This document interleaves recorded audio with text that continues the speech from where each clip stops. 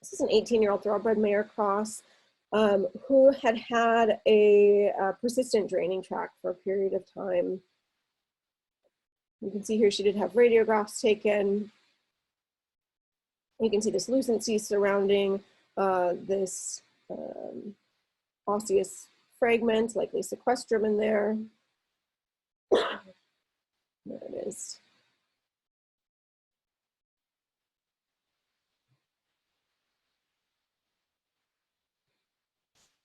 So you can see that it's much more extensive on the CT than we could see with just the radiographs.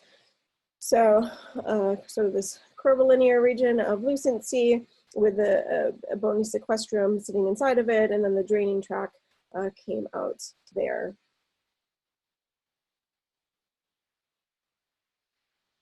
So dorsal multiplanar reconstruction at the time of the images we just looked at. So just another interesting way to look at that area. So you can see on the lateral aspect, so this is her mandible, there's a lot of smooth osseous proliferation, and then here's that draining tract with that sequestrum in it. You can see just how extensive that is.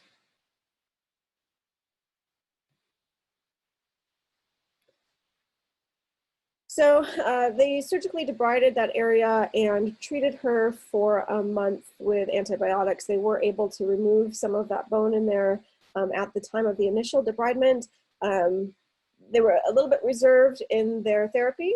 Wanted to be careful we didn't cause any pathologic fractures in that mandible. The horse came back a month later, and we re-CT'd her. So again, a dorsal multiplanar reformat,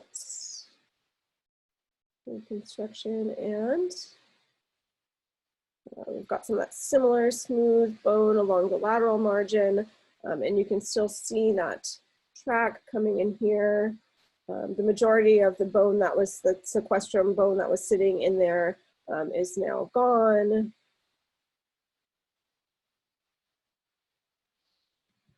And the 406 was removed, was extracted orally. And the horse did well. This is another similar case. So another horse that presented with a long-standing draining tract, mandibular draining tract, with periodontal communication. And so this is a mean intensity projection.